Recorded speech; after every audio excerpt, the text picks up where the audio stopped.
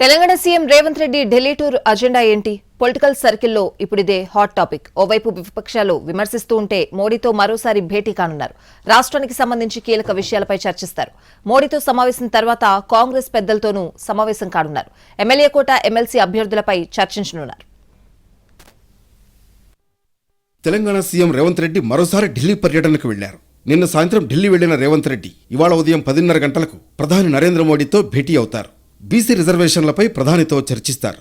స్థానిక సంస్థల్లో బీసీలకు 42% రిజర్వేషన్లు కల్పించే అంశంపై చట్టం చేయాలని తెలంగాణ ప్రభుత్వం నిర్ణయించింది. ఇప్పుడు ఢిల్లీ పర్యటనకు వెళ్లిన రేవంత్ రెడ్డి తెలంగాణలో రిజర్వేషన్ల అమలుకు కేంద్రం నుంచి సహకారాన్ని కోరే అవకాశం ఉంది. రాజ్యాంగంలోని 9వ షెడ్యూల్లో పెట్టి ఈ రిజర్వేషన్లను అమలు చేయాలని ప్రధానికి విజ్ఞప్తి చేసే అవకాశం ఉంది.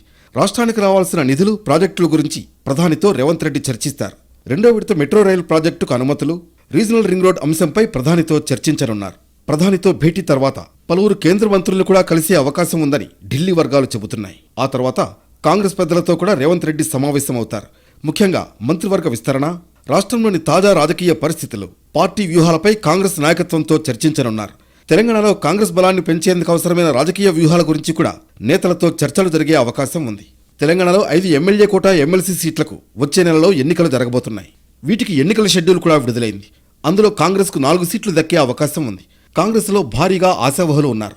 దీంతో ఎమ్మెల్సీ అభ్యర్థులపైన చర్చించే అవకాశం ఉంది. రేవంత్ రెడ్డి ఢిల్లీ పర్యటనలపై ఇప్పటికే విపక్షాలు విమర్శలు చేస్తున్నాయి.